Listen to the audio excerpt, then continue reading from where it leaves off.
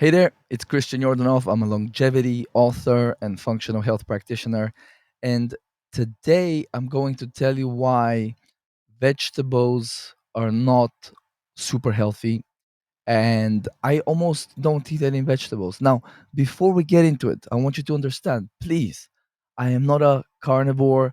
I don't think plants are trying to kill us and stuff like that.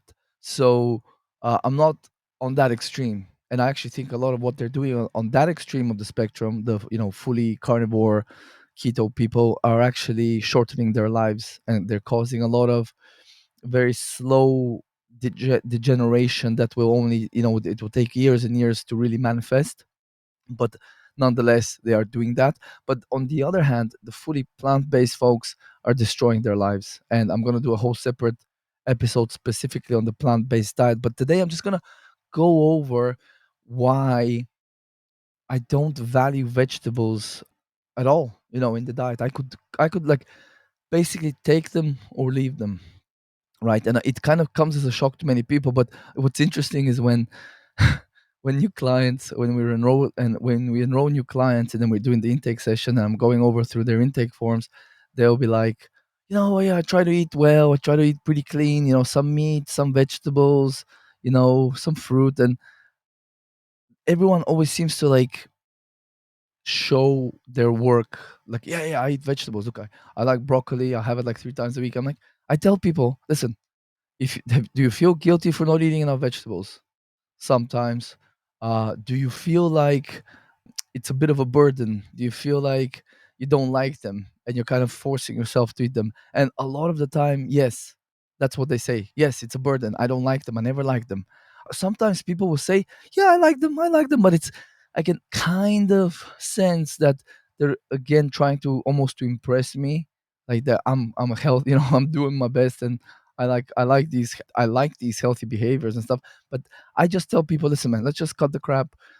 Do you like them? If you don't like them, don't eat them. I hereby absolve you of any guilt around eating vegetables, because I'll tell you why, and I'll get into why they're not good for you necessarily. Not that they're bad for you, not that they're gonna harm you necessarily, but that they're not really adding value to your diet. So, but anyway, I was gonna tell another story, but if you know me, brevity is not my strong point. So let's just get into it. So the first thing I did, just to get the conversation going, is I asked ChatGPT. So what did I ask it? I asked it, why are vegetables so healthy?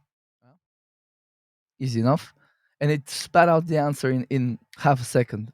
Didn't even think about it. So it said vegetables are considered healthy because they pack a very high nutrient to calorie ratio and support the body across multiple systems. Here's why they're so beneficial: micronutrient density, rich in vitamins A, C, K, folate, etc., and minerals, potassium, magnesium, calcium.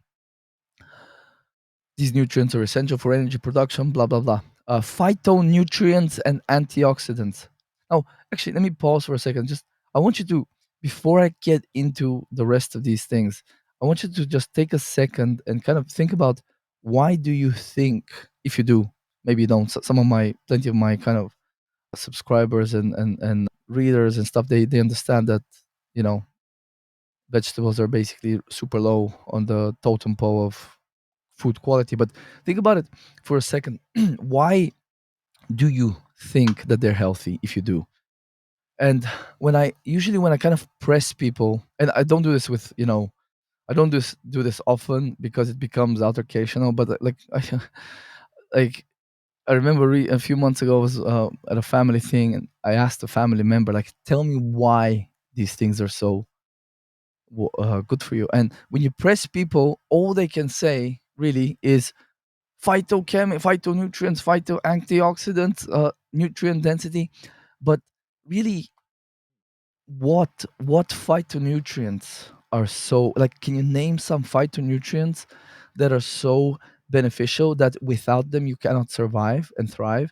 Can you tell me what phytonutrients you learned about in like school that are essential for a warm-blooded mammal to survive and thrive?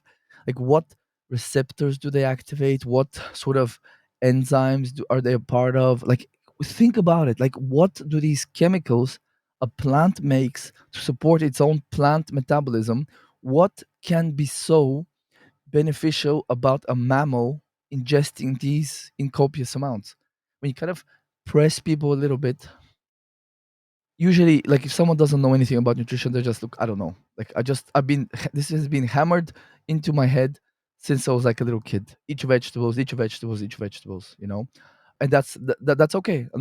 No issues there. But someone with a little bit more of a nutritional sort of understanding, if you start pressing them, they will kind of sort of feel like a little bit cornered at some point, and they just might scream at you, are you denying the science? Stuff like that, So, but think about, okay, so let's ask, we see what Chat GPT said. So, phytonutrients. This is such a manipulative word, by the way. It's phytonutrients. It's actually, nutrient means it. You need it, like, you need it to kind of, for some functioning in the body, right?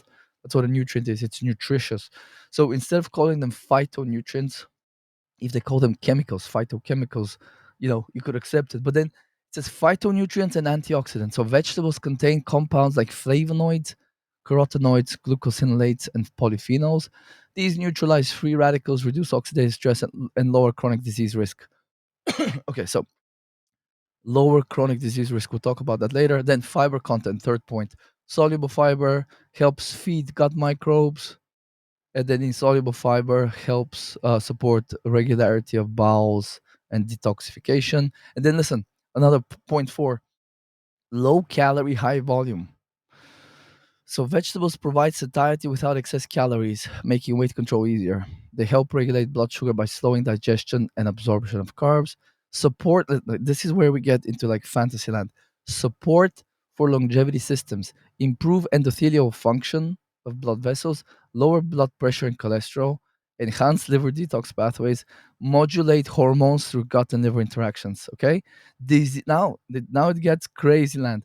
Disease protections. Now ChatGPT is telling me that vegetables protect me from disease. Strong evidence links higher vegetable intake with lower risk of heart disease, stroke, type 2 diabetes, and several cancers. Cruciferous vegetables, broccoli, kale, cabbage, are especially potent due to sulforaphane and related compounds that activate cellular defense pathways, and then alkaline forming effects. So many vegetables help buffer dietary acid load from meat, dairy, grains, supporting bone and kidney health. Okay, so those are the 7 points. So, all right, I mean, very easy to take at face value if this isn't your job and you kind of haven't looked into it for, you know some time. It's very easy to say that, and if I'm not an expert in a field, and then I go to ChatGPT, I ask it, let's say, I don't know, like financial markets or something, it tells me stuff. If I'm not like a financial analyst, I will take it at face value, and then, I will base my sort of decisions based on the information it gives me. However, we know a lot of the so-called, health advice decimated from the top down to us over the years has proved to be incorrect. Remember the 6 to 8 servings of healthy whole grains a day at the bottom of the pyramid. Let me just find the pyramid here. So food pyramid 80s. Was it the 80s? I don't even remember. Well, so let's see. 1970s, it was grains at the bottom of the pyramid. Then it was fruits and vegetables.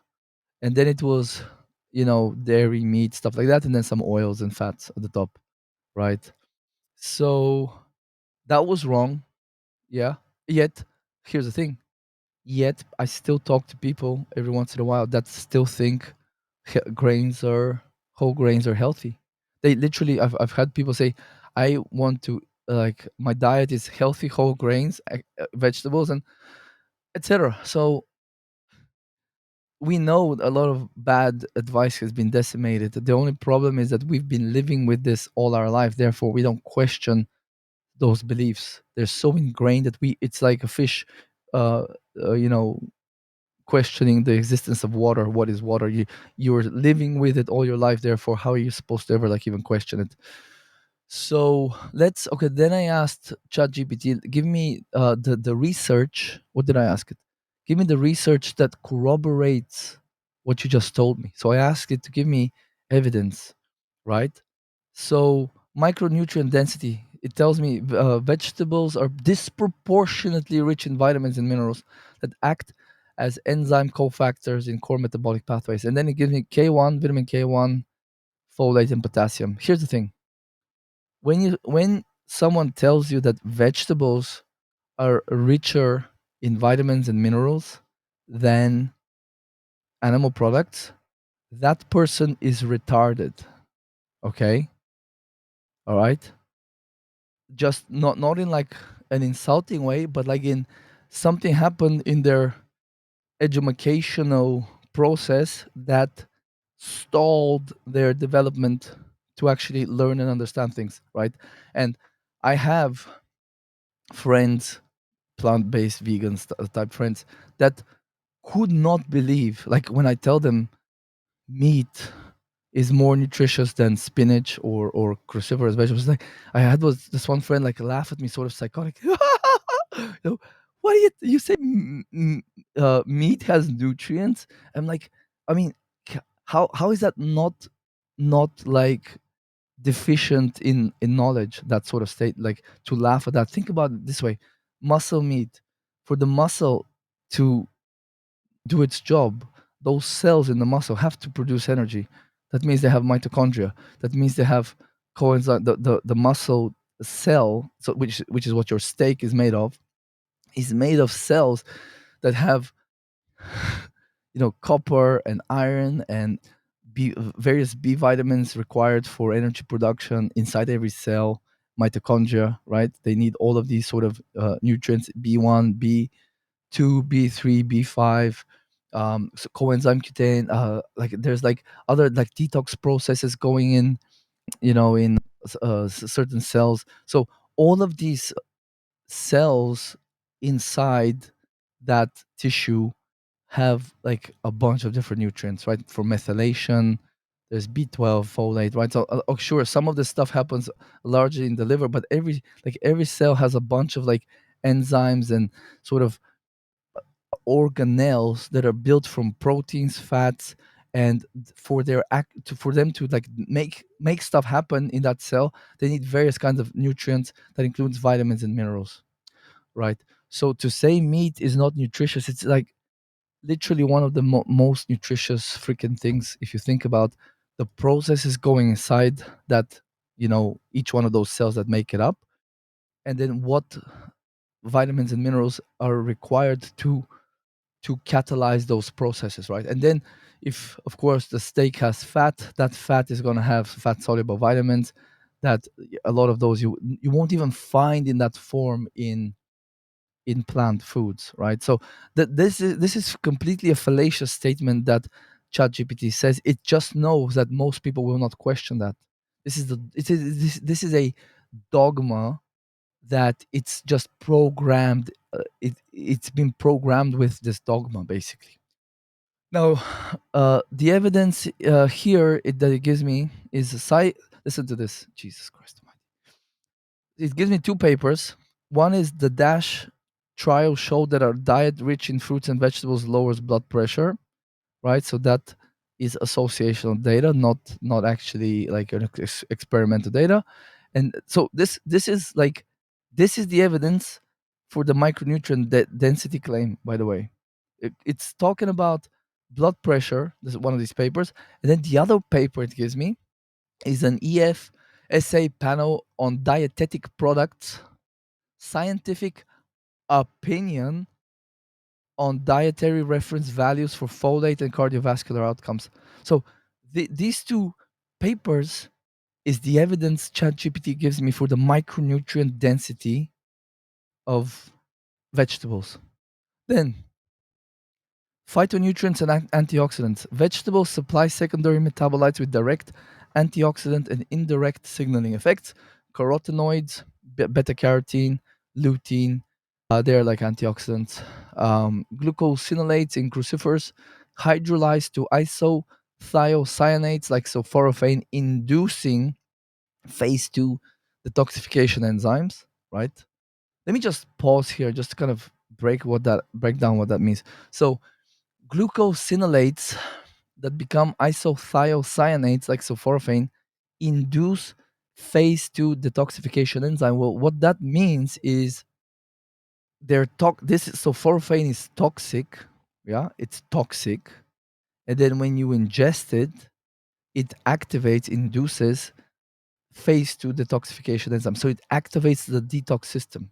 So the stupidity of this is absolutely mind boggling. So they're saying, and that's what a lot of these quote unquote antioxidants in phytochemicals are doing. They're basically treated like a toxin by the body. And in response to them, it upregulates its detox stuff. Like phase 2 detoxification enzymes are upregulated, right? Or activated. So what are they saying? So we need to eat something toxic to activate our detox system. Okay, that's how stupid that you have to understand. Like the more you learn, the more a person, at least for me, the more I learn about nutrition over the last decade, the less, the more you can kind of see through this BS. The less vegetables you eat, the more you learn, the less vegetables you eat, and that's why when I say someone that decides a plant-based diet is the best diet for them, for their health, that person, it clearly means that their education in nutrition halted at a specific time when they, through a religious belief, decided that this is the best diet because the whoever the influencer or influencers they were listening to were convincing enough to convince them that this is the best diet, and they stopped learning from there on. And I'll tell you this, and I'll talk about it in a different show episode, but when I was doing the vegan diet, the plant-based diet, 10 years ago, all I would do is listen to vegan people, like vegan YouTubers, Dr. What's his face, Dr. The dude that is like, even that looks like just a gentle breeze could take him out. He's so degenerated and fragile and like decrepit. What's the name of the guy? Anyway, it will come to me later. But yeah, so like all I would do is I would just watch those guys and I would continue to brainwash myself. So then when I kind of when it clicked for me, this is stupid, then it took me like a year and a half to actually unbrainwash myself, and I went to the complete opposite of the spectrum. I went to the carnivore people because they had all the arguments around all this stuff, which a lot of them are super valid. I'll let you know, right? Although the whole diet in and of itself is not good for your longevity. It will make you hypothyroid, if it's low carb. But the arguments around some of the stuff is straight up truth. So they're telling us you need to poison yourself with plant compounds to upregulate your detox systems. And I just tell people, listen, your detox capacities do not need to be upregulated.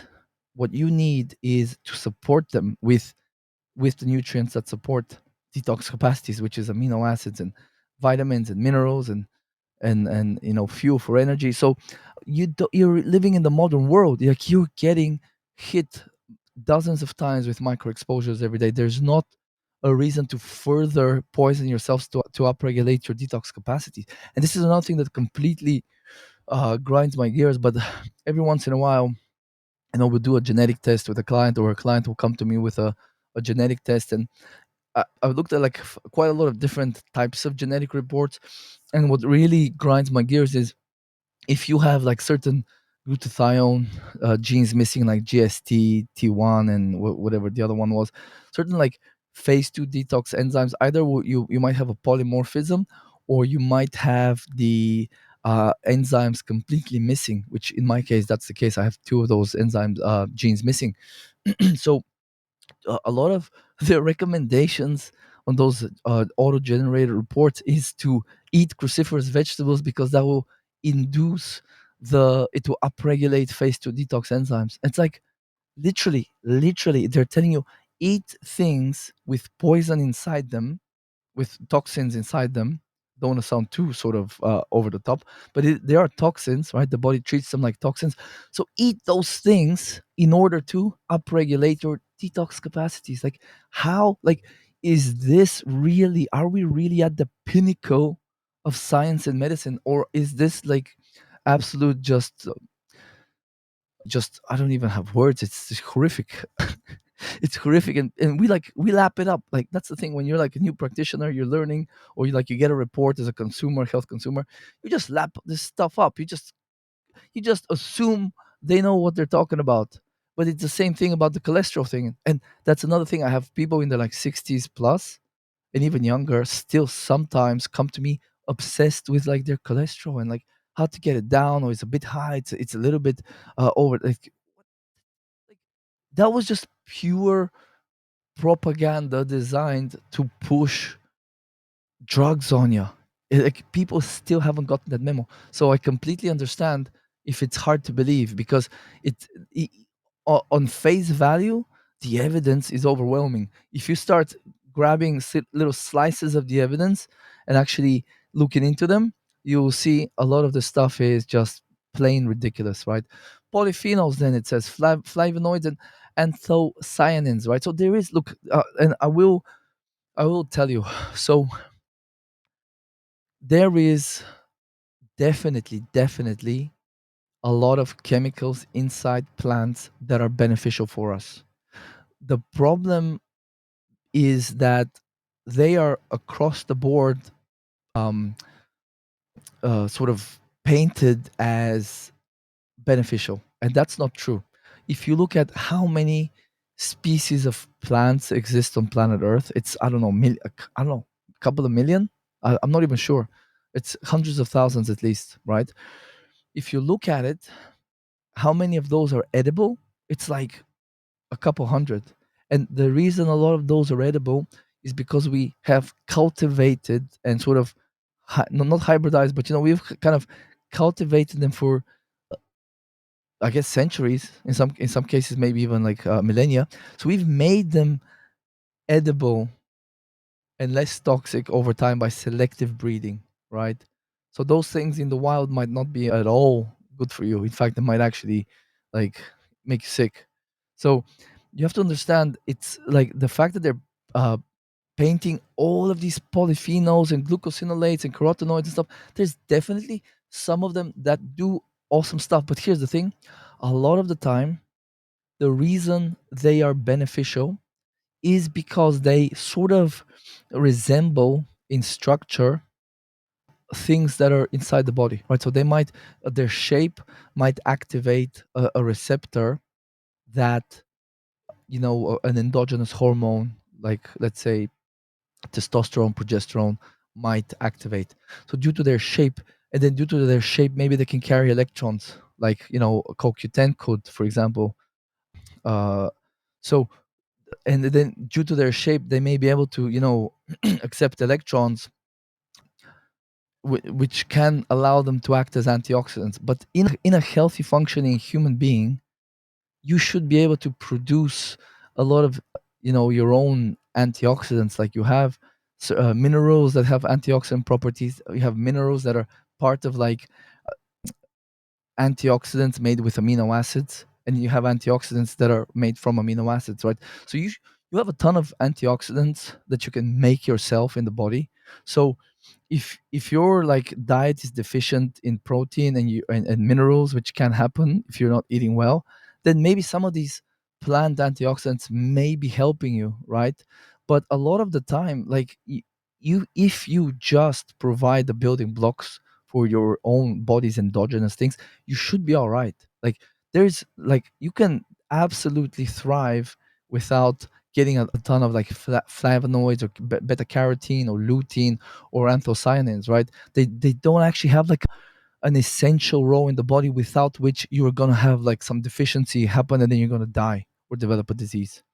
Then they talk about fiber, soluble fiber, and this is another really very sort of, they really like to dumb things down in the mainstream, because simple dumbed down ideas stick. They can kind of propagate very well across a big population. So fiber. Fiber is good for you because fiber feeds the gut bacteria. However, many people, many people have an imbalance of these gut bacteria where they have more inflammatory bacteria overgrowing. And if you just throw fiber in there, you are going to be feeding and allowing those inflammatory bacteria to reproduce and grow their population. And then when they die, they might have, if they're gram negative, they might spill their contents when they're dead, spill their contents into the gut. That can trigger inflammation in the gut, by activating the immune system. I mean, that can get into the bloodstream, trigger the immune system there, trigger inflammation that way, which causes damage in the body. So fiber isn't like this sort of magical thing that everybody just needs to eat more of and you'll be better. But that's exactly what the mainstream says. And I'll tell you how many clients with constipation and other gut problems, gas bloating, they tell me like they might go to a nutritionist, a doctor, or a few other different kinds of practitioners that you normally would go to. And they're like, everybody, that's the first thing they freaking say. Just eat more fiber. As if like this is some kind of like panacea. And the thing about fiber, the fact that it's three on ChatGPT's list, out of the 7 points why vegetables are so healthy, is just, it just tells you how much it's scraping the bottom of the barrel here to give me why vegetables are so healthy. Even it can't come up with the all the like major talking points. If fiber is its third point, then its fourth point is low calorie, high volume. So vegetables provide satiety through volume and fiber with minimal caloric load. As if that's a good thing. This is what really annoys me, man. Like, how is eating low calorie, high volume? What it's telling us? I'm sorry, I'm getting a little bit wound up here by soulless AI. They're good. They're good at getting me. So, how is eating? Check it out. So, first of all, they're like micronutrient density, so that vegetables are disproportionately rich in vitamins and minerals. That's a lie because it's all fiber and water mostly, a vegetable. And then it's it says that it's low calorie, so it's low calorie, high volume. So you're eating a lot of volume, right, for very little calories, right? So what does that mean? Well, first of all, if you buy your vegetables organic, which if you're not, you're for sure buying like poison, pesticides. Not a lot, but there is definitely going to be poison, pesticides in your vegetables. So if you don't buy your vegetables organic, that's really not good. But if you do, you're paying a lot of cash for very low calorie, high volume food. So what you're doing is you're basically wasting your precious resources, because not just for the actual cost of it, because I'll tell you, like here right now, 3.5 ounces or 100 grams of spinach organic is like $3 euro. It's like $3.50, $3.50 or even more even now. So if just imagine, if I buy a kilogram of spinach, I would get, that would be 30 euro. And actually, for 30 euro, I can buy a kilogram, 2.2 pounds of organic freaking beef. You know what I mean? Really high quality beef. So, on the one hand, you got beef, protein, fat, animal fat, full of nutrients, clean food. On the other hand, you have spinach. Tastes like shit, is an oxalate bomb. It's the highest oxalate containing food by a huge margin. Tastes like shit. Did I mention that one? And then they say it's packed full of calcium, but even if you look, and I have these points down below, but if you look at it, the calcium in spinach is 5%, 5% bioavailable. So it's not like, what's in the damn spinach that is so healthy for you as a mammal? Think about it. I can tell you with the beef, there's amino acids that in a ratio that a mammal can use well. There's B vitamins because of the muscle cells have to have mitochondria, a lot of them that need a lot of B vitamins, CoQ10, just all like a ton of stuff, copper, iron, like the zinc in protein. I mean, like you could list like two dozen different things, right? Spinach, iron. Who cares about iron? It's like not even bioavailable irons. Calcium, 5% bioavailable. 700 milligrams of freaking oxalates per 100 grams. Yeah, that's what you're getting. You know, or you're getting a little bit of potassium, but actually meat has potassium because cells, the cell needs potassium on the inside, right, to function. So, like, what are you getting from the spinach other than wasting a lot of money? And here's the other thing: the bigger problem beyond the money wasted is you're filling up your plate with this stuff, and it's displacing more nutrient dense food. So you can fill up on vegetables and be full, and you're like actually malnourishing yourself. And here's the thing: in in Chat GPT sort of little list here, yeah, low calorie, high volume. It helps if you want to lose weight, right? But what if you're chronically under eating and that's why you have so many health problems, which so many of my clients don't realize until they, of course, I kind of explain to them that a lot of their health problems stem from chronically under eating. And the trick isn't to eat less to lose the weight, because then you eat even less and your metabolism is shutting down even more and you get even less nutrients, right? The trick is to improve the metabolism's functioning and actually start eating more without gaining weight. In fact, you can actually lose weight, right? But you have to do you have to dial in a few things along the way, you know? So if you have like a food sort of overeating problem, maybe that's good. But at least most people that come to me, they don't have that problem.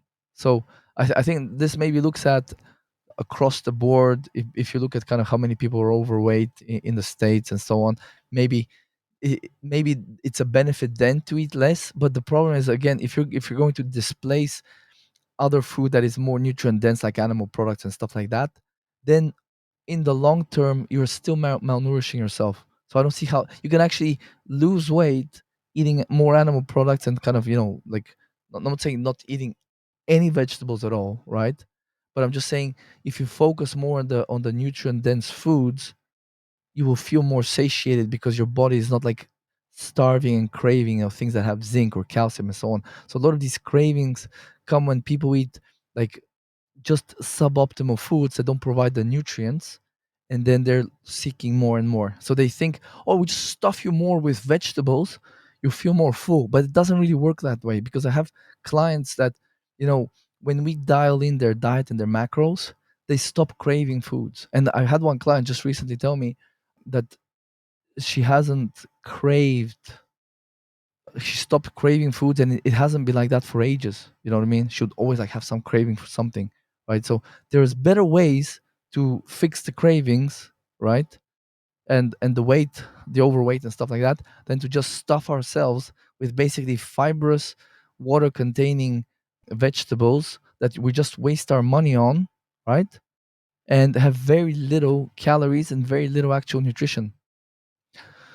Then it gets even crazier. Support for longevity system. So apparently, endothelial function. So if the vegetables are nitrate rich, like beets and leafy greens, that increases nitric oxide bioavailability. That improves vasodilation. Then the liver detox, the cruciferous upregulating glutathione as transferase and quinone reductase. And then the hormonal modulation. So fiber and phytoestrogens influence estrogen metabolism and enterohepatic cycling. So these are the support for longevity systems claims. And then the evidence it gives me is beetroot juice. This is the study title here. Beetroot juice improves blood pressure via nitrate NO pathway. Great. So evidence. So very evidence. And then the other one, cruciferous vegetables and modulation of estrogen metabolism. This is the evidence for its supporting vegetables supporting longevity systems. Disease protection. Vegetable consumption consistently correlates correlates correlates with lower incidence of major chronic diseases, okay, cardiovascular disease, cancer, type 2 diabetes. Then some meta-analyses here it gives me. Then the alkaline forming effects. I mean, just this is just I don't even want to like entertain this. nonsense. And then the summary, listen to the summary. This summary is just, oh, it made my day. Vegetables provide an unmatched package of micronutrients, bioactive compounds, and fibers that exert direct biochemical effects. Antioxidant signaling, detoxification, vascular, gut microbial, and downstream clinical benefits, lower chronic disease incidence, improved metabolic and vascular health, bone protection. Okay. Now I asked ChatGPT, um, pretend you're a, pretend you are a competent research scientist whose job is to poke holes in all of these studies and supposed evidence, systematically go over each of these points and give the counter arguments for why they're not true or have been misrepresented in the media. Okay, so and here's the summary it gave me, right? So it's like, okay, yeah, this is gonna be fun. Yay, great question. Summary of why all that stuff above was bullshit. So most strong public claims about vegetables are healthy, quote unquote, rest on observational associations, short, random controlled trials of dietary patterns, mechanistic animal work, and in vitro assays, so like test tube studies and stuff.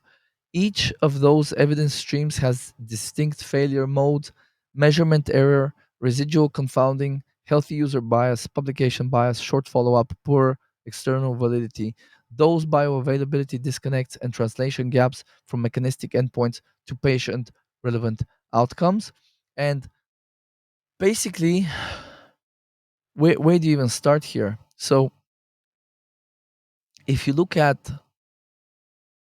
what if you look at so first of all the whole thing about let's talk about the major one, right? So the major one is they say the studies find that people that eat more vegetables live longer or have less diseases or are healthier in some other sort of metric.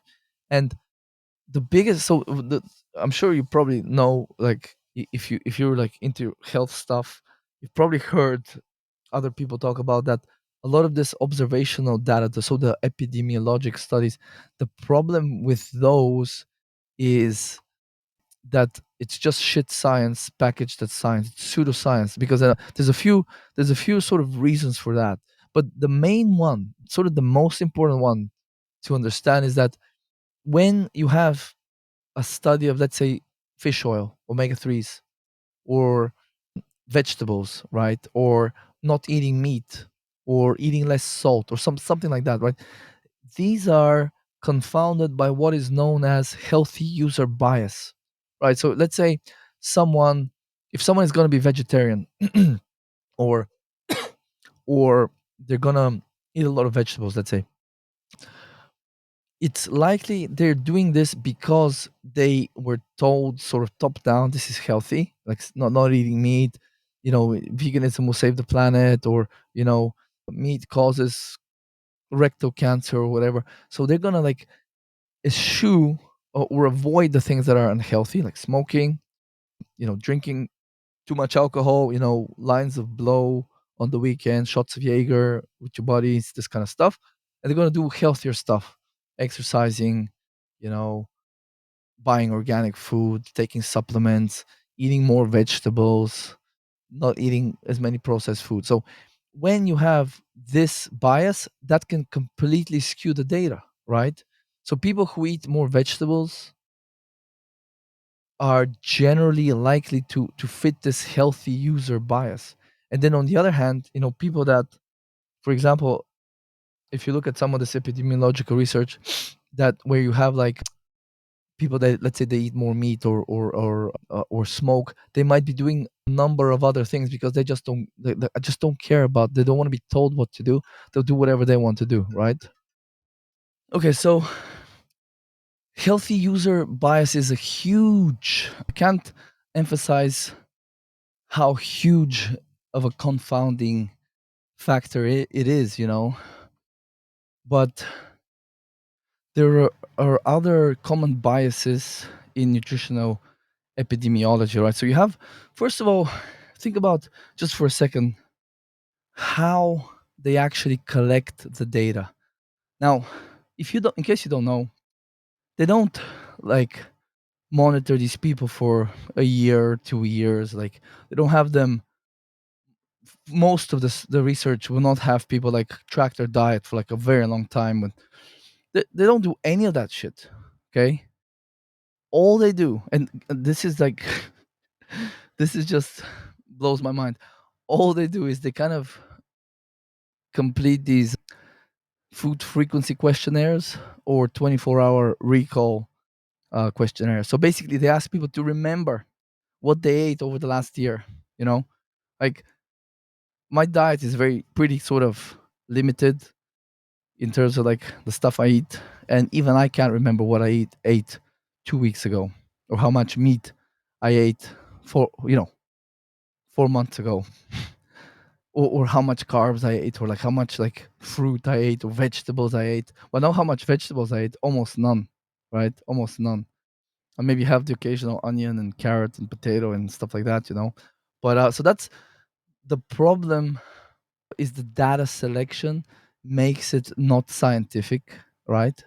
It's not really science. It's just pseudoscience that can be used to manipulate public opinion and to shape policy. It's very useful because they have very smart statisticians and data crunchers on the back end after these studies. They can take the data and massage the numbers in a way that when you publish it, you have sort of quote unquote evidence to support whatever claim you want to sort of propagate, or so whatever, however you want to shape public opinion or policymakers opinion. Like the whole thing around meat being associated with cancer, like that really just has to, for the most part, be because of healthy user bias and unhealthy user bias, right? That, like, there is no actual mechanistic evidence that meat can cause cancer, right?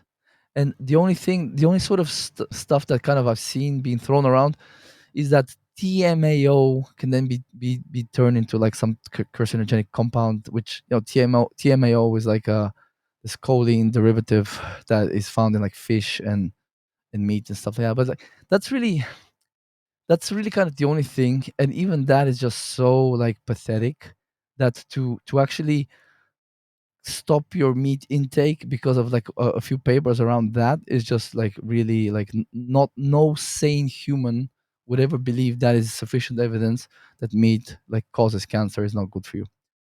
So the other problems, the other biases that plague nutritional epidemiology is things like recall bias, right? So not only are these people asked to remember, but people can lie, right?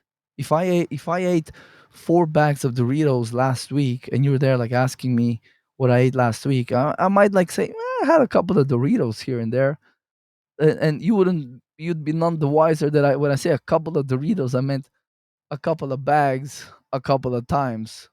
Oh, so like people lie, and then people misremember or just plain forget, and then they come up with some other stuff, right? It's a well-known bias that plagues nutritional epidemiology. Then you have other stuff, right? The whole thing with the confounding variables. So you have so many things like age, and the biggest one is actually socioeconomic status, right? That's a huge confounder, right? That in and of itself is associated with less morbidity and lower mortality, which means richer people, wealthier people would tend to be healthier and live longer in the aggregate, right? So that is a huge thing, but you don't hear your local government telling you, hey guys, we figured out a way to live longer, just become richer, like nobody talks about that. It's a huge confounder. Smoking, like things like, way you live, just like I had one client in Ohio, and like I've had a few clients in Ohio that are like living in like their environment, the area they live in is pretty like heavy on the toxins, on the metals, exhaust fumes, things like that. And I've had other clients that live in more sort of industrial parts of town. So that in and of itself will confound the data. So you might be living there and you might be eating, no vegetables and score yourself as, very low on the vegetable intake, but your l- health span and lifespan being affected by the fact that you live in, like, basically air pollution, toxic metals in the air, like, because you're near an industrial area. So you could be, your mortality and disease sort of rates for that sort of population there, that might be being brought down by the area they live in being toxic, not the fact that they don't eat vegetables, right? So there's so many, like, other confounding variables. It's literally probably I don't know, thousands, millions of confounding variables, right? That is, it's very difficult to kind of control for all of these variables. Therefore, if you take epidemiologic research and you use it for anything other than informing what kind of randomized controlled trials you're going to do with actual humans that are, like, randomized in groups, then you have a placebo group, and then you have another group that with the kind of the whatever you're going to test, be it like like high vegetable intake, whatever. So nutritional epidemiology is only useful as kind of an idea generating exercise, that maybe we should hey, check this out, people that eat a lot of vegetables or they live longer or whatever, they have less diabetes or cancer. Maybe let's look into that. Maybe we can do some animal research and then feed the animals, let more vegetables on the one arm, then less vegetables, more meat on the other arm, see how they do. So that kind of feeds into that sort of research. And then you could actually, you know do some human trials, which is obviously the better evidence than animal trials. But that's kind of the only real value, true value, that comes out of these epidemiologic studies. However, they're being used as a weapon against you to make you think certain things are more healthy than they actually are, and other things that are that other things are less healthy for you than they are. So this is a control mechanism where they shape not just public opinion, but also behavior of people, right? Their consumer choices, what they buy, what industries that they kind of support through their, how they spend their dollars. So this is a tool that is used, unfortunately, a lot of the time is used to actually make you less healthy. So that's kind of course, the way I see it. I've researched a lot of other different things as well as this kind of stuff. So I have a view on some of these associations and organizations giving top down advice as not necessarily for our best interests a lot of the time, if that makes sense, right? I know we're going to post this on YouTube, so I'm trying to tiptoe through the tulips with some of the stuff. But yeah, so then other other biases in nutritional epidemiology include things like selection bias. So the study population is not representative of the general population. Measurement bias. So the fact that they're measuring diet with recall and like these kind of like 3-day 24-hour recall and like 3-day food diaries and things like that. So again, people can lie, people can misrepresent, they can log the data wrong, they can kind of, there's a lot of error and of falsity that can be recorded with this sort of, when you're trusting the people you're interviewing or you're having inside your study group, right? So that's huge. But then the other thing is the fact that a lot of the time they're just looking at that, like self-reported food intake, and not actual like biomarkers and stuff like that. So they're not like monitoring people.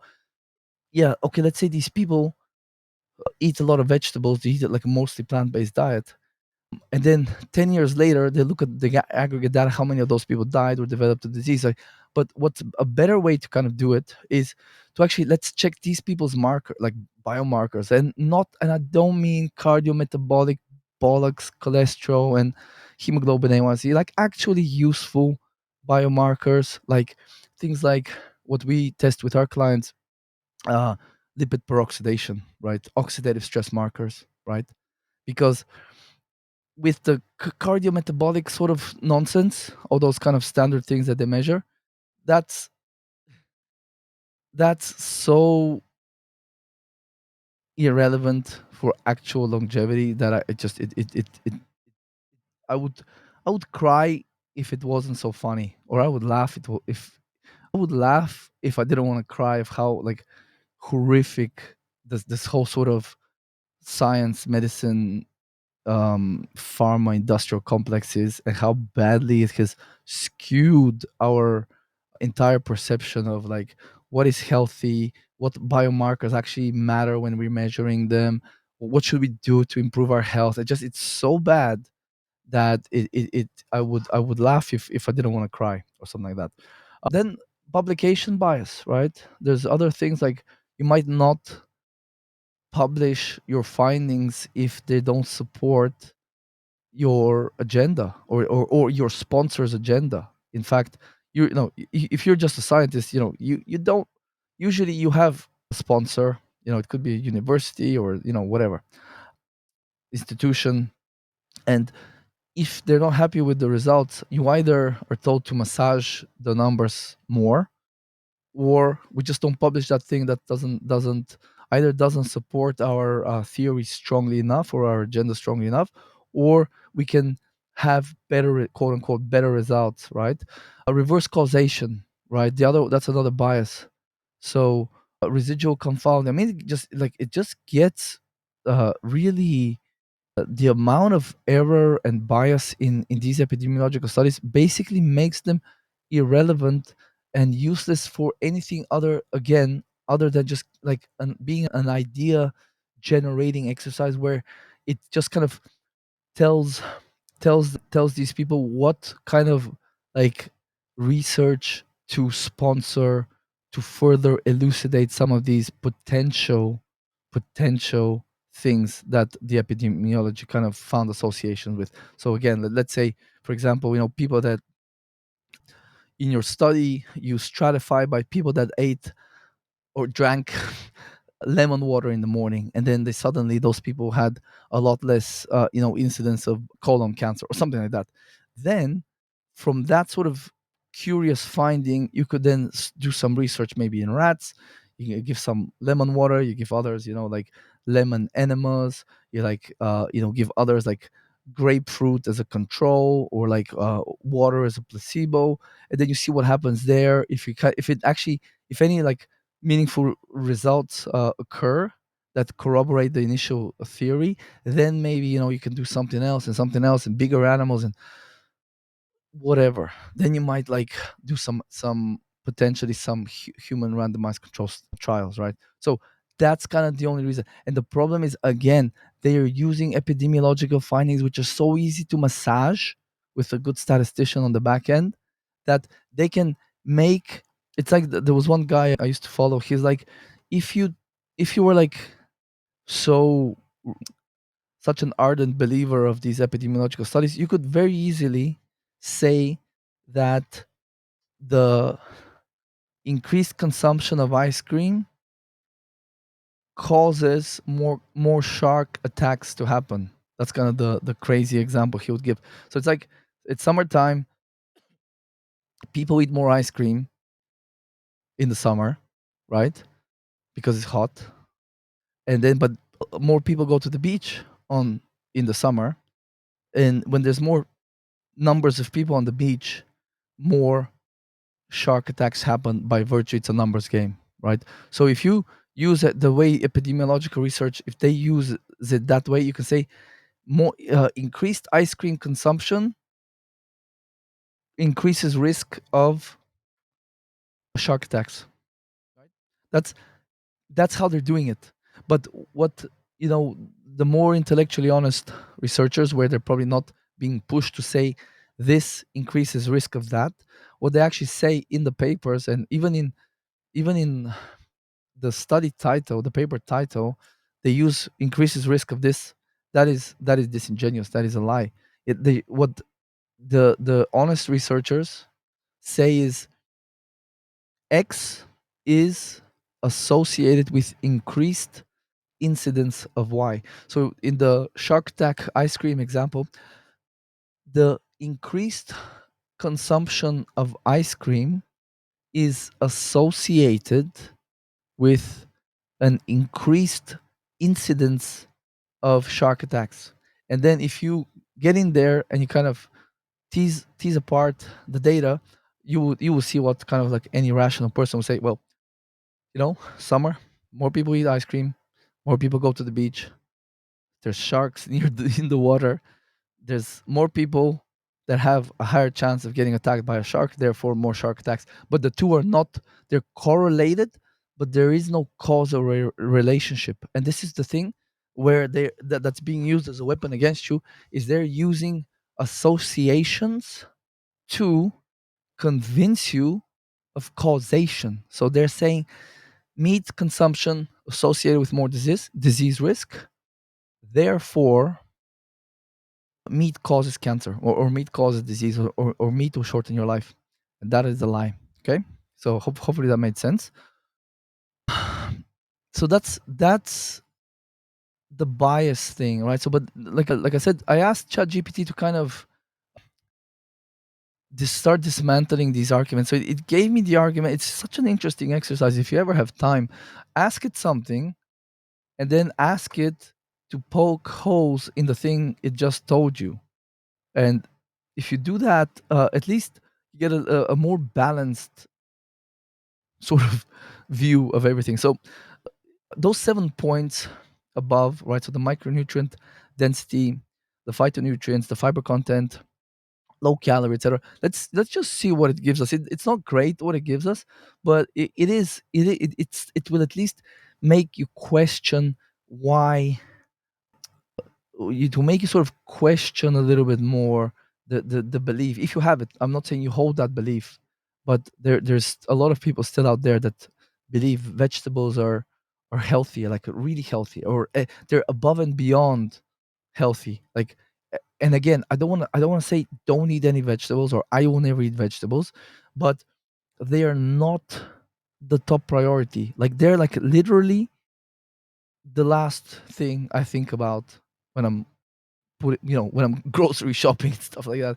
Actually, I had if or in about 18 minutes ago, if you thought felt a little bit like out of breath and flustered, it's because I just got a grocery delivery. So I just ran downstairs to pack it all away as quickly as possible before whatever thought I had in my head sort of escapes it. I wanted to kind of continue where I left off. So I was just running around, like putting things in the freezer and stuff like that. I ran back upstairs here. But just in hindsight now, when I look at what did I buy there, this was like a 350 € order, which is $400. I don't think there was any vegetables in there. There was no vegetables in there. I'm not saying there was no plant foods, right? At all. Did buy some fruit and stuff like that.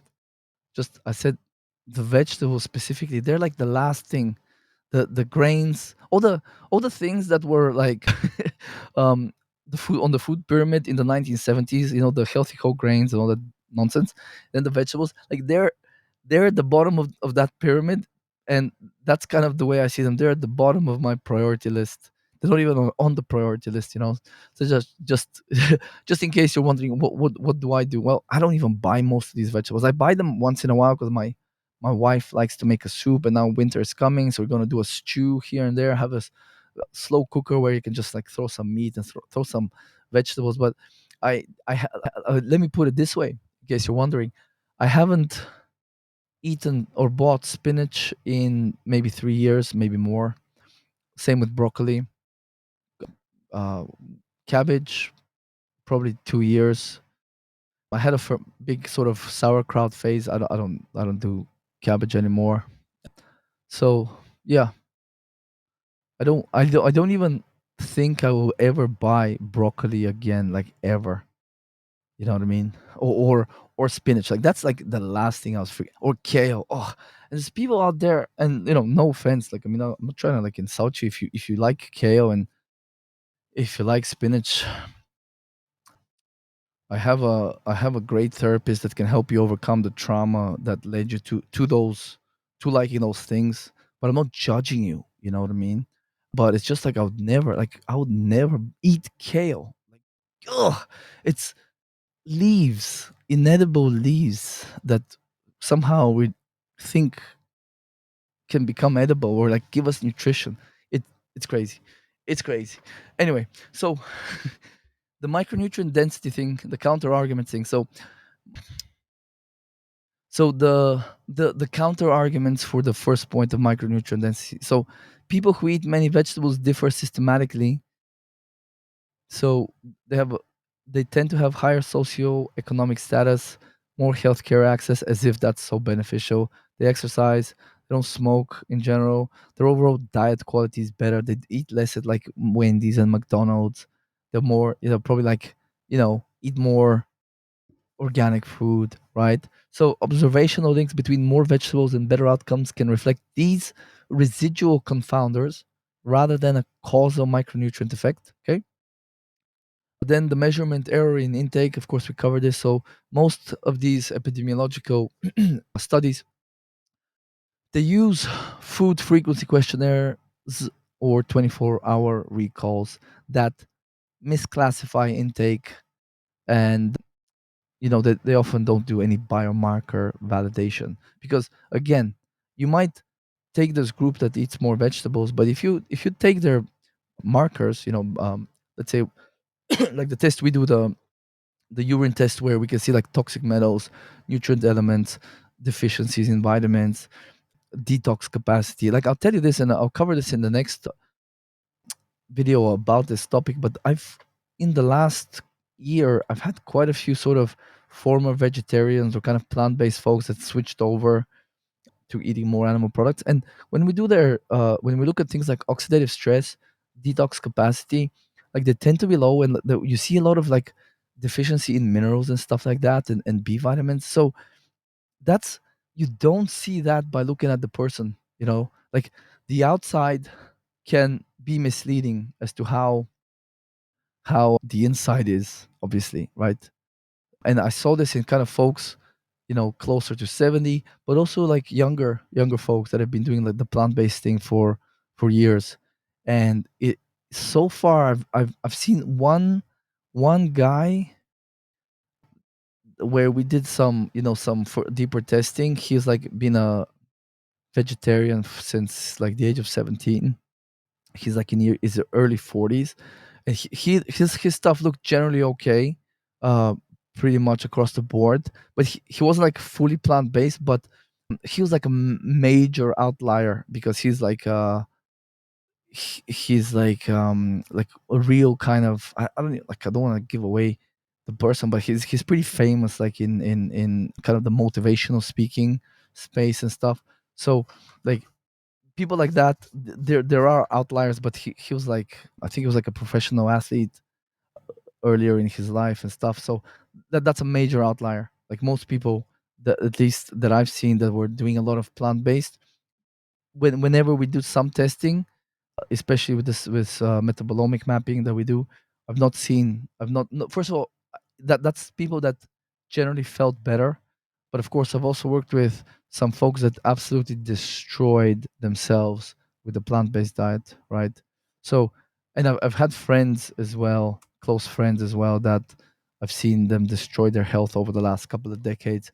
So there's there's a lot of like, the reason I'm kind of doing a video like this is, I don't want to like dump on like vegetarians or sort of insult people for eating vegetables. I want to spread awareness that a lot, and I want people to, at least the open-minded people that listen to this, which I'm sure you're one of those people, but I want to let you know that, hey, it's okay if you hate vegetables and you don't want to eat them, because they weren't giving you much. They were giving you something like bit of potassium and some minerals and maybe some vitamins, and you know like some carbs, and like there was, you were getting something, but you weren't getting a lot, and you were basically like, that space on your plate and in your tummy could have been better utilized. Okay.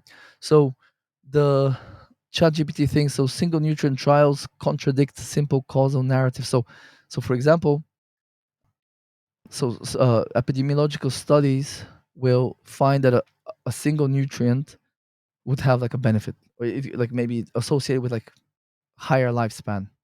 When they actually take that specific nutrient and they do a randomized control trial with it, they don't actually find the benefit that the epidemiological study found, right? So there's a ton of these.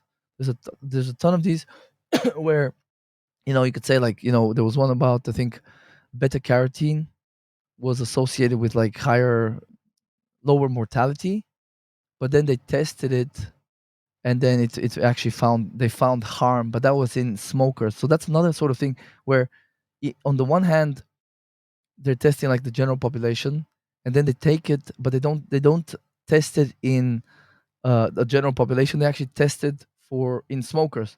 So then that is further confounded that research, so we can't really extrapolate that to ourselves that are non-smokers. So just the to be really evidence based right now in terms of nutritional science means to be extremely limited, because the evidence is so bad and so limited. So to be evidence based means to be evidence limited, which is not great. What else? So phytonutrients and antioxidants. That was the second point. So check this out. Here's the thing to understand about the antioxidant claims, right? So many antioxidant claims are based on ORAC chemical assays or cell models. These tell you chemical reactivity in a test tube, not clinical benefit in humans. Regulatory bodies have warned against extrapolating ORAC to health. And what's ORAC? So TAC is total antioxidant capacity, right? So they do these in kind of in vitro in test tubes, right? So if you're told, and honestly, I haven't looked at the sulforaphane research because I think it's ridiculous. Freaking toxin from extracted toxin from a plant is sold as this amazing thing. It's just ridiculous. So I'm sure now they've done human studies with it, and I'm sure you can do a study with a toxin that if you're measuring the things that you want to measure, you can show an outcome there, right? But if you're measuring like fasting, for example, fasting can if you're looking at like BMI and weight loss and C-reactive protein maybe and cholesterol, whatever, fasting can show you benefits in those markers that you're looking at. But if you look at things like cortisol and adrenaline and muscle mass lost, lean tissue mass lost, and testosterone, yeah, fasting is horrific. You know what I mean? So a lot of these studies, they will look at the markers they care about. They want to show you not the full picture, or at least not the things that they don't want you to see. That's huge about fasting. Just as an example, again, like you can vary. Like there was one study I have in my book, How to Actually Live Longer, Volume One, where the men's testicles shrank by 17, 18%, 70.7% or whatever it was. They test their friggin' balls shrank, and their testosterone plummeted. Forget now how much, like 20%, and DHEA fell down 30%. So they were like, "This is great." Their uroflowmetry tests showed positive improvements. Uroflowmetry tests showed positive improvements, even though you're basically castrating these men with fasting over like on a long enough timeline that would equate to castration level freaking testosterone for these men. You know what I mean? Like, so they're very good at like showing you what they think are valuable markers that they know that the study will improve, quote unquote, without taking into effect what are the other side effects that we didn't document at all, or maybe we did document but we didn't want to publish, right? So, mechanistic complexity. So, many phytonutrients act as signaling molecules, and antioxidant activity can be context dependent, sometimes pro-oxidant in certain tissues doses. So, they don't even like a lot of the stuff is like theoretical based on like cell culture and like in vitro studies. So they don't really know a lot of the time like what's happening in the body. Is it actually beneficial, right? The fiber stuff then. So counter arguments. So microbe dependency and inter individual response. So that is like something you never freaking hear from all of this stuff, that they just say fiber good, eat more fiber, vegetables good source fiber. I don't know why they have a Russian accent, but that's just the way things go. So randomized control trials show modest variable effects. Isolated fiber supplements show modest metabolic effects in some trials, but not universal or large effects. Many trials are short and use surrogate biomarkers rather than hard outcomes. So the epidemiological data is well massaged to show us fiber good, fiber live longer, fiber less disease, etc. But when they actually do randomized control trials, they can just show moderate or modest, effects.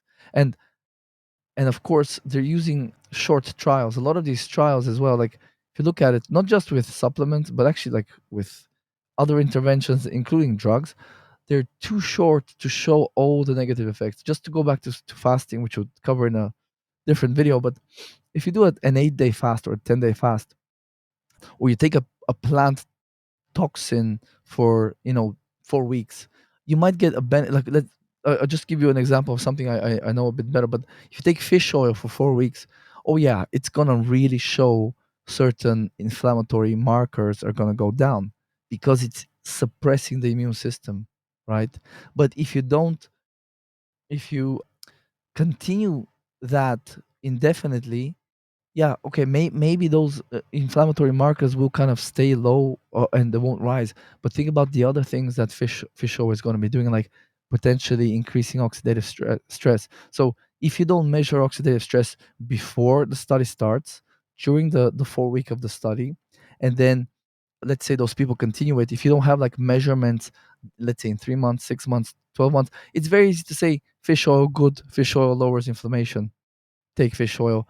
Here's the We have solid science showing it, and that was a 4 week study, or even an 8 week study for that matter, or 12 week. But then over time, what are the negative effects associated with a suppressed immune system? That's what that's what is not being studied. So similarly with these plant toxins, curcumin and sulforaphane and whatever other stuff, right? So they might get the effect they want on the markers they're measuring and showing you in the paper, but did they measure other things, other markers? I'm just using the fish oil example because I've seen it on clients tests where we check the oxidative stress markers and they're elevated or in the yellow kind of danger zone, and then we used to do the fatty acids more often.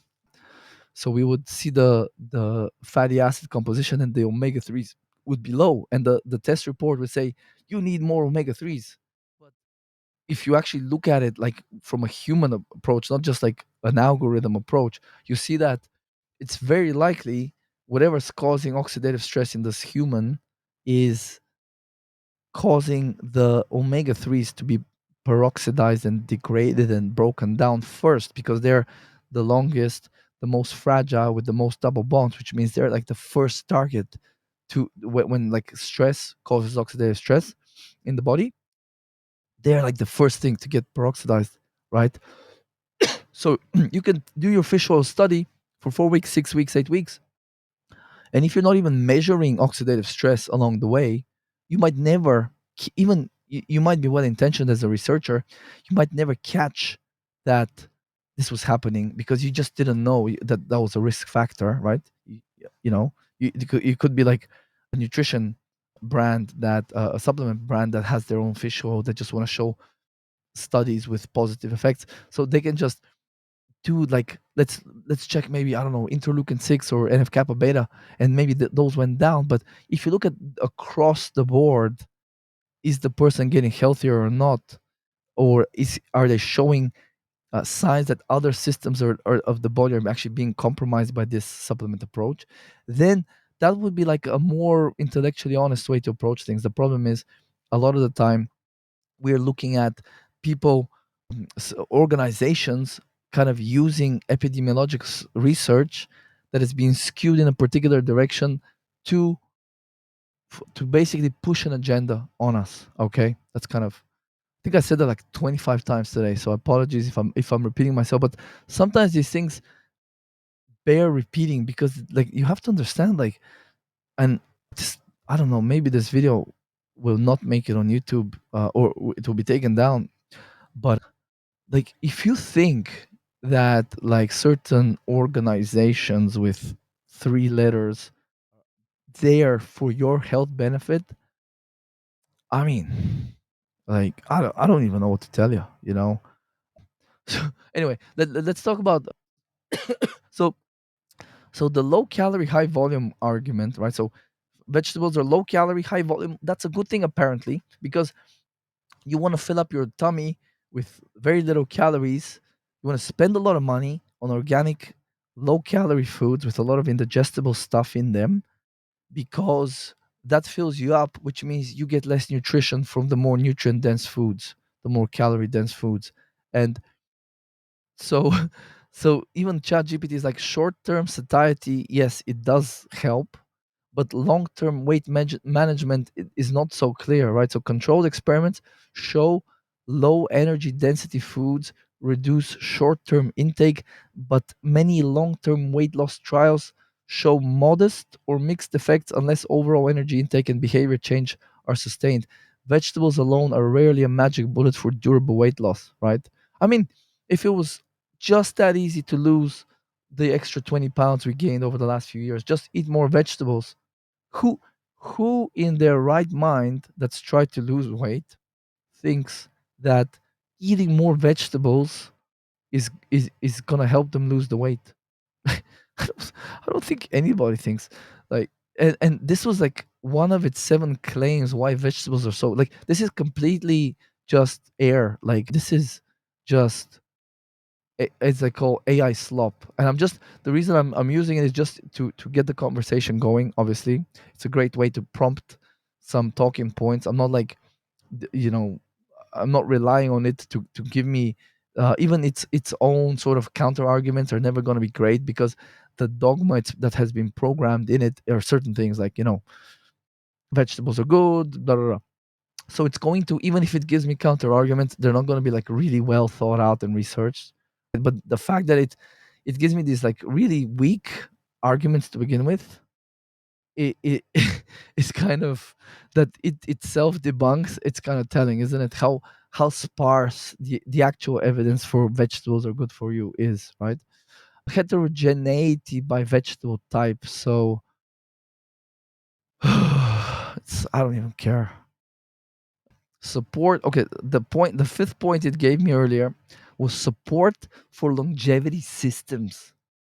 Ooh, sounds so biohackery now. So endothelial nitric oxide evidence is mostly short-term and mechanistic. So beetroot nitrate interventions produce reproducible short-term blood pressure reductions, minutes to weeks, in many trials, but translation to long-term cardiovascular disease events or mortality is unproven. The blood pressure effect magnitude is modest and may attenuate over time. So basically, what they're saying is, yeah, mechanistically, beetroot, or these nitric oxide boosters, they may give you a short-term pressure reduction, but does that translate to actually long-term better health outcomes, less cardiovascular disease events or stuff like that, or shorter life, or longer life?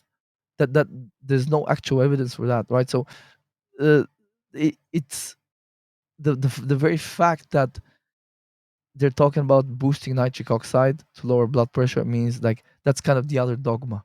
The other dogma that everybody is being fed top down is nitric oxide good, nitric oxide vasodilation, nitric oxide lower blood pressure. Very simple things, right? But if you've seen my seven deadly health fads masterclass, you see nitric oxide is actually not something we want to be boosting. To say you want to boost your nitric oxide would be like saying I want to boost my cortisol for the benefits that would occur, you know. Then mechanism relies on fragile biology or bacteria. I mean, like just a drivel AI slop. The detox via enzyme induction is plausible but not proof of benefit. So here's the other thing, right? So earlier it said that the isothiocyanates like sulforaphane from broccoli and crucifers um, induce phase 2 detox enzymes in the liver, right? But this is a mechanistic observation, right? So whether that reduces clinically meaningful cancer incidence in humans is not proven and depends on dose, exposure, timing. Human data are mixed and bioavailability variable. So what they're saying is, yeah, so the toxin sulforaphane induces these enzymes, the detox enzymes, but there's no real there's no real like actual proof that that will actually make you healthier, right? So there are mechanisms where if the mechanism exists and you kind of leverage that mechanism, we don't actually know that doing that in the body for longer periods of time is actually going to make you less healthy, more healthy. Is it neutral? Is it detrimental? There's no real evidence. But when you kind of think about it, like just think about it this way: what inside the metabolism of a broccoli flower thingy, very good looking, cool looking thing, inside that thing, that green big old bulb of broccoli or whatever, in there, in its metabolism, what in there do you think is compatible, is the same inside the metabolism of you, a mammal that runs pretty warm, 98.6 Fahrenheit? You know what I mean? What does a broccoli eat?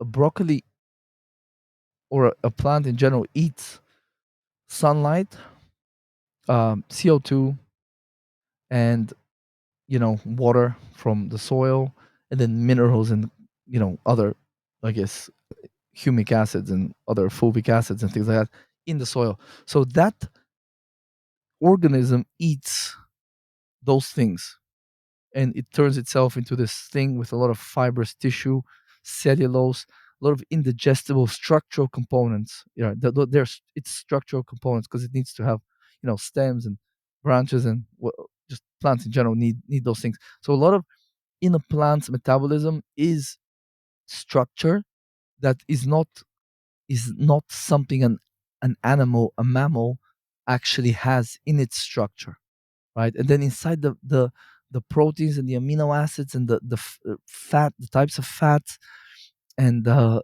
forms of minerals, like they are compatible. They're perfectly designed. All of that, those combos of ratios and things, that's perfect for a plant of its sort. But in when you think about it, in a broccoli or in a spinach leaf, the metabolism of those plant cells that make up that leaf of the spinach, what is what similarity does that have to do with like your body? Like where do you see those things in your body? Nowhere.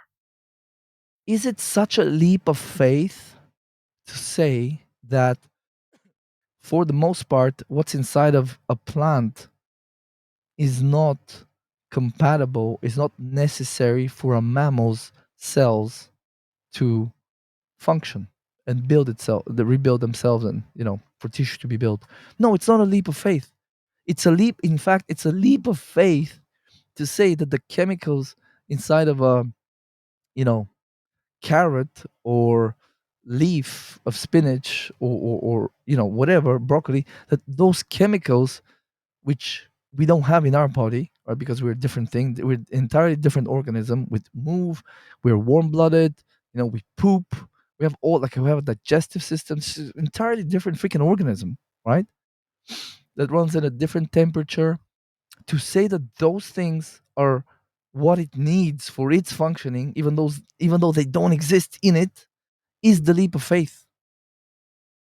That is the leap of faith.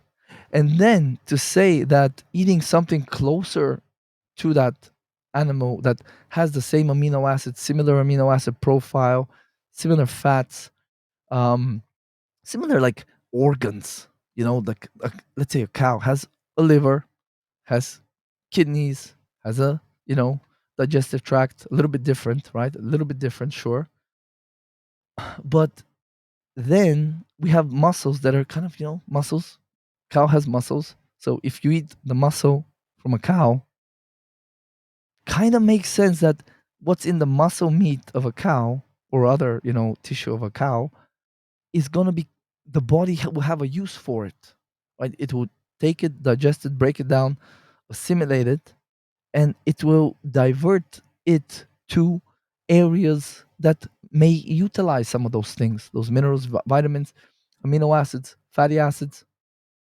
Isn't that just like plain as day logical? And isn't the leap of faith that eating the colors of the rainbow is so good for you? Why? And I don't mean to rant or sound preachy, but why? Too late for that. Why, in the name of all that is good and holy, is eating the rainbow good for you? Because you're getting all the different colors of chemicals, phytochemicals of all different colors. And why is that good? Like, somebody tell me, why is eating the rainbow good for me? Because it has different kinds of nutrients. What nutrient is in red? Take a bell pepper. Take a bell pepper. It's red. What is vitamin red? Like, are you getting vitamin red and vitamin G, vitamin green when you eat like the spinach, and then the yellow pepper? It will have vitamin Y, yellow vitamin. Like, what are you getting in like a pepper, green, yellow? Sure, it tastes good. Red pepper, love red pepper. Great. Don't eat it a lot, but I do like it when I eat it. But I eat it for the taste, for the texture, for the dish, for the fajitas, the whatever we're making here and there. I don't eat it for the nutrition it's gonna give me. Right? Eat the rainbow. Like, I mean, like, when you think about it, f- at first it's like it's common sense. You just eat a varied diet. And why do you need to eat a varied diet if what you eat, it gives you all the nutrients? Why do you have to diversify the diet? It's like Buff Warren, the investor, legendary investor Warren Buffett. He says something like, diversification is good if you don't know what the hell you're doing, right? So if you don't know what the hell you're doing with your diet, yeah, eating a lot of different things is good, because if it's likely you're going to cover your nutritional basis. But if you know exactly what a mammal needs, like you, a mammal like you needs these foods, carbs, proteins, amino acids, vitamins, minerals. If you know how to get them from several foods, that's that you're covered. Then the rest is just, you know, if you're a foodie, you like different kinds of foods, great, do that. But don't allow yourself to be tricked that you're getting all this extra nutrition because you're eating a diverse diet of vegetables and stuff like that, right? Okay, I think I beat that point into the ground. Okay, the other claim, six, disease protection. This is, if ever there was a leap of faith, is that plants, vegetables give you disease protection. Let's see. So, counter arguments. So, observational associations are real but small and heterogeneous, right? Large meta-analyses find inverse associations, but effect sizes are modest. Relative risks often zero point 0.9, zero point 0.8, and heterogeneity, publication bias are concerns. Population attributable estimates assume causality, which may be false. So observational observational associations. It's like, in our study group, we found that, let's say 100,000 people, and those that ate red peppers had, less of an incidence of food odor, right? So what are we gonna what are we, other than an association, what can you extrapolate from that data? Can you say that eating red peppers cures food odor?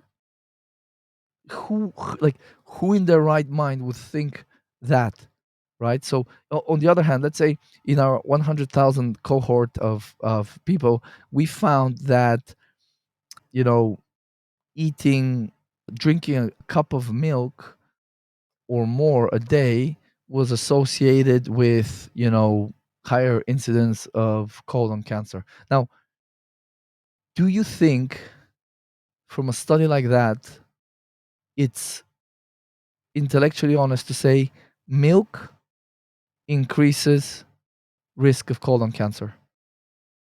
I mean, the way we've been trained, the way they word these things, yes, but researchers that do it properly, they say there is an association between increased milk intake and incidence of colon cancer.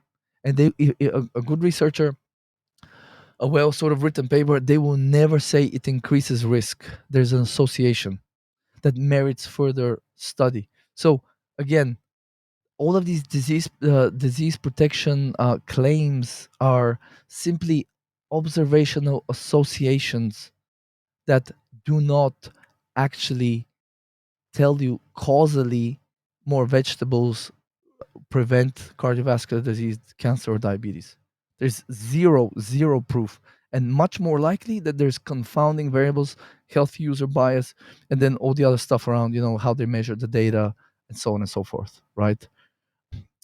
And you know what? That is kind of it. Like the alkaline acid forming ash bone health claims counted. Like this stuff is like, I think it doesn't even merit kind of further discussion there. But I just hope this kind of gives you an idea of the amount of like bias there is in nutritional epidemiology, on which the sort of notion that vegetables are good for you rests. It's simply put, the research, the science that proves, quote unquote, that vegetables are good for you or nuts are good for you or whatever, like whatever, pick your sort of claim you want to prove. The research that quote unquote proves it is very badly done, and it's very biased. Like we said, we have the healthy user bias, residual confounding, selective reporting, blah blah blah. It goes on and on. There's like a dozen sort of things, and then on top of that, so bad data in, and then on top of that, the you can spin the data the way you want it spun to support the thing you want to kind of program the masses with, right? So, are vegetables really all that good for you? Well, think about it. Think about it like this: what vitamin, mineral, amino acid, fatty acid, what nutrient is in vegetables that is not in animal products, right? Okay, vitamin C is much more abundant, but this earlier nonsense of the micronutrient density that it told me, like vegetables are rich in vitamin A, C, K, folate. So vitamin A, they're not rich in vitamin A at all. They, again, this is another sort of sleight of hand that they use. So they say the beta carotene in carrots and whatever other it's pretty, it's pretty kind of, you find it in quite a lot of other things other than carrots, but they say that that's vitamin A, but that's not vitamin A. Beta carotene is beta carotene. Vitamin A is retinol.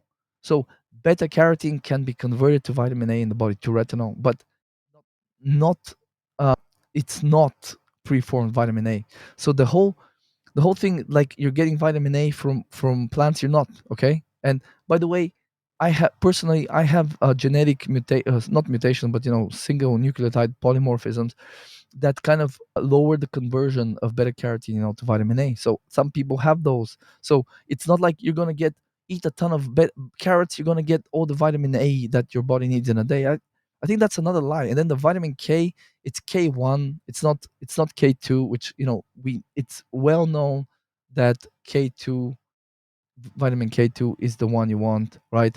And then folate, sure, folate is there, but if you cook the bejesus out of your spinach to inactivate its toxins, which it has, you're gonna destroy a lot of the folate. A lot of the water soluble vitamins get destroyed by heat, you know.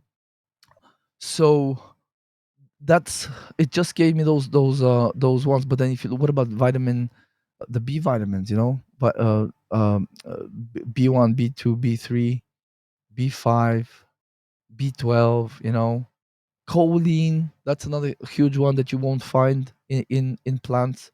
And then the calcium and the magnesium. So oftentimes, like we said, there's a lot of there's a lot of stuff inside the actual plant that is kind of like structural that it uses, but it's not of no value to us or can be detrimental to us. So things like oxalates, they bind up the calcium, possibly other minerals, and then if you eat them, they're going to be binding various other minerals in your digestive tract. So phytic acid, the tannins. There's a few other kind of compounds that can actually even some polyphenols can actually bind certain minerals like zinc, iron, and so on, and copper, and then make them not bioavailable to you. So you're pooping out like stuff you could be absorbing, right? So the whole micronutrient density thing, I hope if you thought that there's a lot of nutrients in vegetables, I hope you now understand there is some, like there is like potassium and a little bit of, there's manganese and there's a little bit of magnesium and maybe a little bit of calcium. Sure, there's always going to be something in there, but the fact that they're the statement that they're disproportionately rich in nutrients, that's freaking lie. Because if you look at an egg yolk, the amount of stuff in an egg yolk, go and compare an egg yolk's nutrients to like any plant, any sort of vegetable, and then kind of see what the difference is, or liver, or even like I said, beef, like meat. Just the amount of nutrients and the amount you get per hundred, the amount of bioavailable stuff as well. Because again, a lot of the stuff in plants, it's inside the cell, which is very like it has cellulose, it has other fibers, it has structural components. So to to get the nutrients out of that, you have to cook it well, or steam it, or crush it, or blend it. I mean, there's a lot of stuff you have to do to make these things more bioavailable. At the same time, you're going to be destroying the more fragile vitamins, like potentially the B vitamins, folate, things like that. So I mean, the the whole thing. Just think about it. What like if you're like a fan of vegetables, think about it. What are you actually getting in that vegetable other than the fiber? You know, and the phytochemicals and the antioxidant that you can do without. That's the thing. You can live your entire life and thrive without any of those phytonutrients, quote unquote, or phytochemicals, as I prefer to call them, because they're not nutrients, they're chemicals that some of them can be useful to the body. They have their shape and other properties allow them to be useful, them to be used. But on the other hand, like even toxic metals, some toxic metals can be used by the body to perform some of the jobs nutrient elements can do. Like cadmium can perform some of the roles of zinc, for example, right? So does that mean you want to eat more cadmium in your diet? No. Uh, you're always better off having the optimal nutrient or component in that sort of enzyme or chain or whatever, like process, right? So the fact that these things can substitute for some of our endogenous things and do their jobs doesn't mean that eating more of those endogenous things like from animal sources isn't actually better. It's actually better, right? You always want the most bioidentical, bioavailable thing to going into your body. And then yeah, sure, of course, you can, if you don't have a hammer, you can use your shoe to hammer in a nail, but that doesn't mean that if you can get a hammer, the better decision isn't to use the hammer to hammer the nail. So similarly, yeah, you can get things in the plant that are useful to your body, but you can get a lot more useful, valuable nutrients, actual nutrients that you can't go without from animal products. So, holy cow, 1 minute, wait, 1 hour and 41 minutes. I think I'm gonna stop. We're gonna call this, we're gonna put this in the rant playlist. Hope that you got value out of this, but who are we kidding? There's nobody at this point in the video actually watching or listening. On the off chance that there is, thank you for watching and listening, and I will see you on the next one.